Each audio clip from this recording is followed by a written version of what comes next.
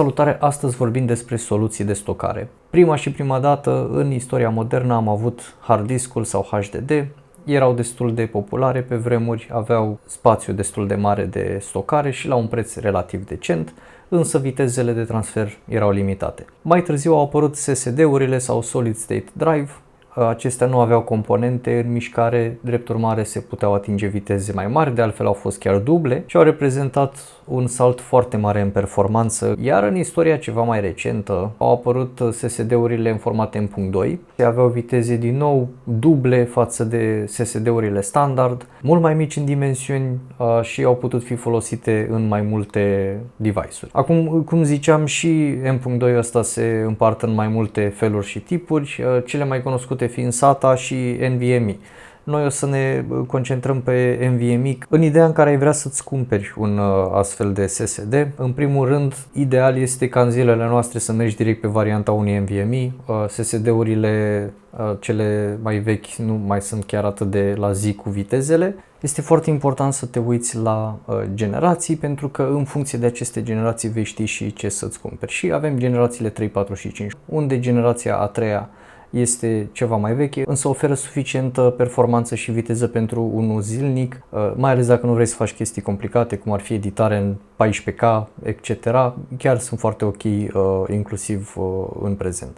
Însă cel mai echilibrat este Gen 4, fiind penultima variantă. Este deja la maturitate, găsim foarte multe modele la prețuri acceptabile.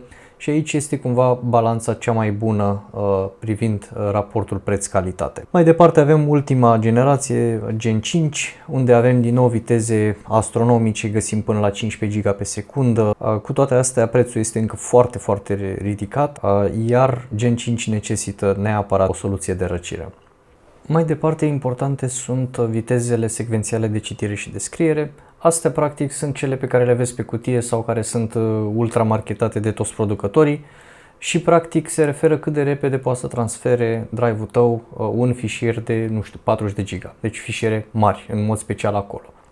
Vitezele random de citire și de scriere sunt foarte importante, mai ales în utilizarea Windows-ului sau a sistemului de operare în fine, dar și a programelor pe care le-ai tu instalate. Aceste viteze sunt esențiale pentru fluiditatea sistemului și atunci o să vezi că de fapt astea contează mult mai mult într-o utilizare de zi cu zi decât să te asiguri că atingi tu 15 GB sau 7 GB pe secundă când transferi un fișier de 40 de GB.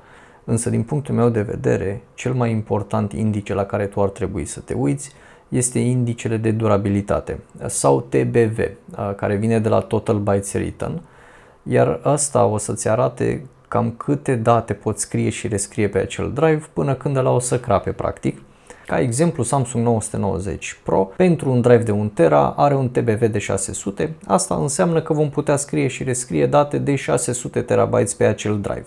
Ca idee, acest 600 pentru 1 tera este cam media pieței în momentul de față și ideal este ca tu să cauți un drive care să aibă minim această valoare per terabyte.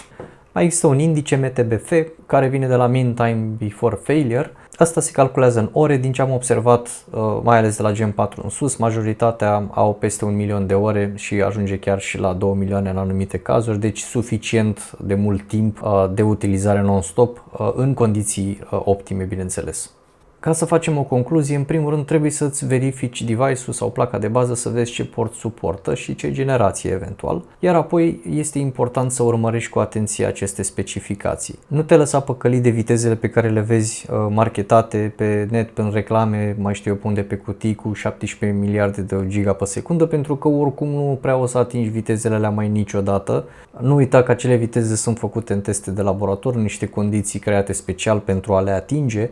Însă la tine acasă, în calculatorul tău, probabil vei avea un bottleneck undeva, fie prin prisma plăcii de bază, că are anumite limitări, fie prin prisma faptului că cine știe cu ce alt device conectezi. Ca să-ți dau un exemplu, pentru un drive din generația a patra, probabil în realitate la un fișier mare vei atinge undeva la 5 GB, poate un pic mai mult pe secundă. Deci, din nou, nu prea merită. Așadar, uite-te la acel indice TBV, gândește-te că media pieței este undeva la 600 în momentul de față per tera și aici o paranteză, în 2025 nu are sens să-ți iei un SSD mai mic de 1 tera. pentru că softurile pe care le avem, jocuri sau mai știu ce alte programe, ocupă extrem de mult spațiu. Mai mult decât atât, întorcându-mă la TBV, o să observ faptul că acest indice crește exponențial odată și cu creșterea în mărimea drive-ului. Bineînțeles, contează foarte mult și bugetul. Cum spuneam, în momentul de față, deși generația 5-a oferă viteze astronomice, nu văd un motiv pertinent pentru care ar trebui să-ți iei un Gen 5, pentru că costă extrem de mult, necesită obligatoriu o răcire adecvată, adică un heatsink sau un cooler ceva pus peste. Și nu în ultimul rând, din perspectiva anduranță, nu sunt salturi excepționale comparativ cu generația a 4-a. Iar acum hai să trecem și la câteva recomandări. Sunt câțiva producători care sunt destul de cunoscuți în lumea asta pentru SSD-urile lor. Adata eu aș recomanda de la Legend 800 în sus. Sunt niște driver destul de ok. De la Corsair aș merge pe gama MP600, cam orice din gama asta e decent. De la Crucial, personal aș alege doar T500. De la Kingston eu am, de exemplu, Fury Renegade, însă și KC3000 sunt niște driver foarte ok. Lexarul produce iar niște driver foarte bune, avem 710, 790. De la Seagate avem Barracuda 520, 530, dar și Firecuda 520, 530 care sunt foarte ok și astea. Solidigm, deși nu mai produc driveri pentru uz comercial, totuși putem să mai găsim un P44 Pro care este foarte ok. Western Digital avem un SN550, un SN770, avem și un SN850X. Iar pentru Samsung, bineînțeles, ultra cunoscutul Samsung 990 Pro, dar sunt foarte ok și variantele Evo și Evo Plus.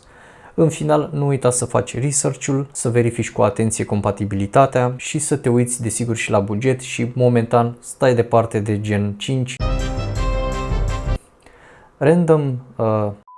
Random speeds, adică atât random speeds,